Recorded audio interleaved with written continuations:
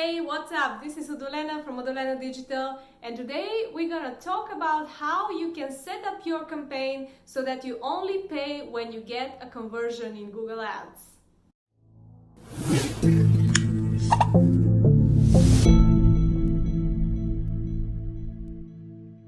Welcome to my channel. My name is Udolena and it's Sunday. I'm coming with the next episode. If you're new here, be sure to subscribe. Sometimes we talk about books, sometimes we talk about courses. Most of the time we talk about Google Ads, Facebook ads and pay-per-click advertising. I work for Google, but this channel is my place where I'm sharing my personal opinion and some tips and tricks you can find as an advanced marketer. So be sure to subscribe, new episode coming every Sunday. Today's topic is going to be how to pay for conversion with Google Display Ads. So this is something that a lot of advertisers I think are underestimating or are not aware it's available even as an option, is that you can actually be charged only when an action that you desire occurs on your website. So a conversion can be set up by you, so it can be a phone call, it can be a lead, it can be a sale, direct sale, video, whatever it is. You decide. And the conversion, basically, if you have set up your campaign to only pay £10 per conversion, you get 10 conversions, your bill will be only £100. So you only pay exactly how much conversion you got, and you determine how much each conversion is worth. How cool is that? So how to set this up in Google Ads? So first of all, there is few eligibility criteria. Not every advertiser is eligible to have this setting. However, the rules are not so hard and it's worth trying whether you are qualifying now or not. So first of all, it's only for online conversions. So if you are tracking any conversions like in-store conversions, I did another video about these, you can check a link in the above. If you're tracking, let's say if you're importing data like till sales or maybe coupon vouchers that are used in your store, all these data basically you'll not be able to get charged per these conversions. You have to use only online conversions. Even if you have offline conversions set up in your account, you have to remove them before using this setting. Second of all, your campaigns should not be part of any shared budget. So I'll explain later in the video how exactly the budget looks like and how it works, so there's no surprises when your bills come. But no shared budgets, and you need certain level of flexibility for CPA to actually optimize for conversions. If you want to learn more how Target CPA works, you can check my other video which I posted last week. So then it's only available for display, and you must have Target CPA, so you must be using Target CPA or Smart Display Campaign, otherwise you won't be able to use this option. And the idea of basically paying for conversion is the fact that sometimes advertisers are saying, well, from display I'm getting a lot of clicks and they're not converting. However, we at Google say we believe that you're gonna get the conversions, and we're so confident in our smart bidding solution that we allow you to actually only pay when you get a lead, whatever. Just try it. So why not taking advantage of this while it's available? Then, very important part, if you have conversion tracking, you have to check whether most of your conversions are not taking longer than 7 days to actually report. So this is called time lag. Let me show you how this is done in Google Ads. So first of all, once you log in Google Ads, you'll be able to find the conversion lag on the keywords. So you move to the keywords tab on your main view, and then you choose a segmentation. So you can segment by conversion, day to a conversion. And here I don't have any data in this account, but you can basically, if you have a functioning Google Ads account, you'll be able to see up to 19 columns below with the dates of like the time it takes for a conversion to occur. So you can see this at conversion level, or you can just do it for the total of the account. Then if you are not sure what your conversion set window is, it's good to check also tools and settings. So here you have all your conversion set up. So go to measurement, conversions. Here I have set up several conversions. So whenever you have a conversion, you can just click on it and then edit. So here you see the default window is always 30 days, but you can easily change this to 90, 60, 45, or even 1 week. And in this way, you're basically able to see different amount of conversion. Obviously, if you set it up at the maximum, which is 90 days, or even if a custom one, you can do up to, I think it's the maximum is 150 days or 90 days. Sorry. So if you enter 90 days, basically you'll be able to see everything that has been happening for the last 90 days and attribute it as conversions. But if, let's say, your conversions that tend to happen quickly, you can just set it up to 1 week. So if a click occurs and then a conversion takes more than a week, it will not be recorded in your Google Ads account. But the default one is 30 days.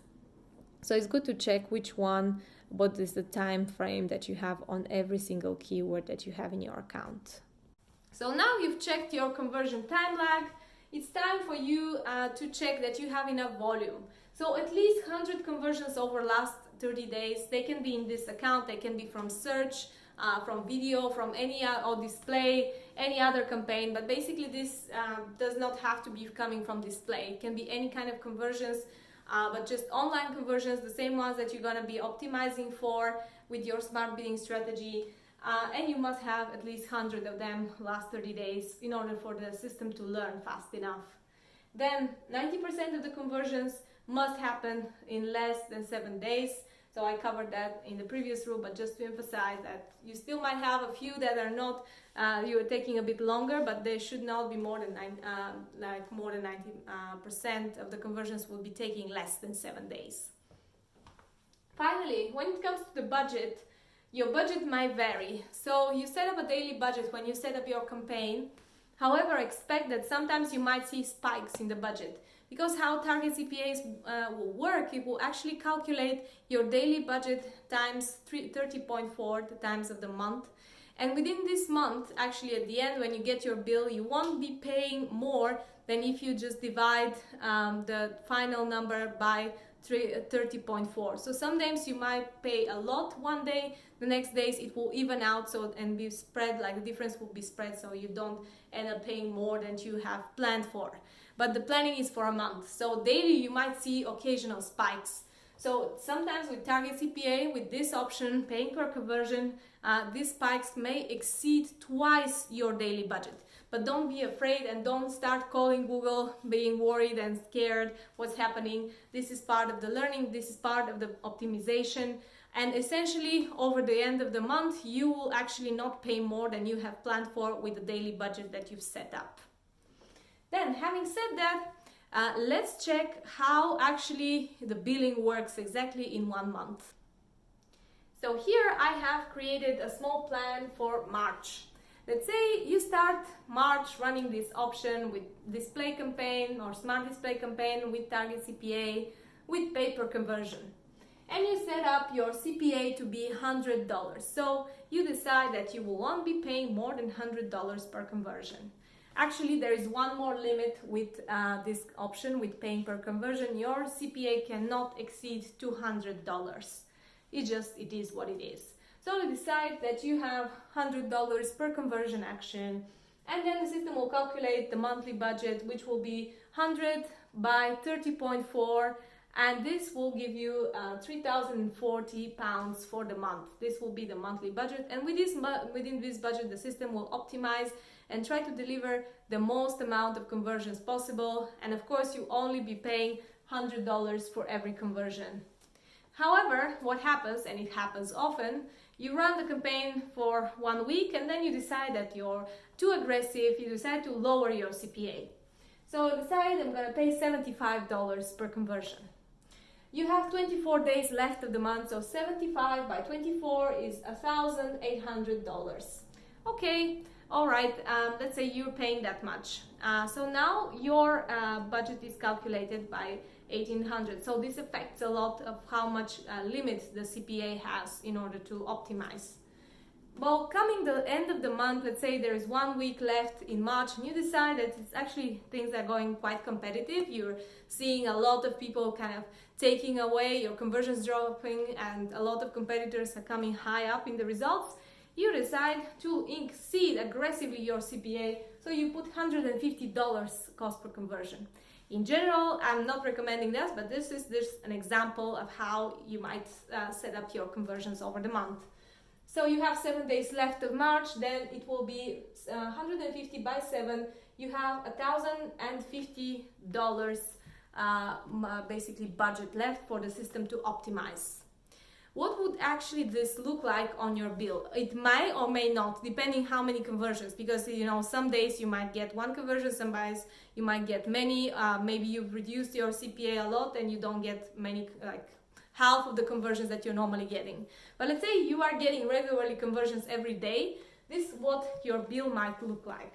So you have 7 days where you are paying $100 cost per conversion. This is $700 provided you got a conversion every single day. Then you have 25 days where you are paying $75 cost per conversion, which is $1,275 provided you are getting a conversion every single day. And the last 7 days you paid $150 for conversion. So 7 by 150 is $1,050. Together this is $3,025 for March, which is lower than if you had stayed with the initial target, which was $100 cost per conversion. In a nutshell, this is how it works. Of course, it may vary because sometimes you might get much lower volume of conversions, sometimes you might get higher volume of conversions. But essentially what I'm trying to say is that your CPA determines the monthly budget, and you have to make sure that you understand when these conversions are happening. Another important thing to know is when you're looking at your bill with paying for conversion is the fact that bill will actually charge you for conversions on the day of the impression. So let's say if someone saw your ad on March 31st and converted on April 1st, you will be charged for the month. This conversion will come in your monthly bill for March, not for April, even though in the reporting system you're gonna see the conversion coming in April, just because the impression occurred in the previous month.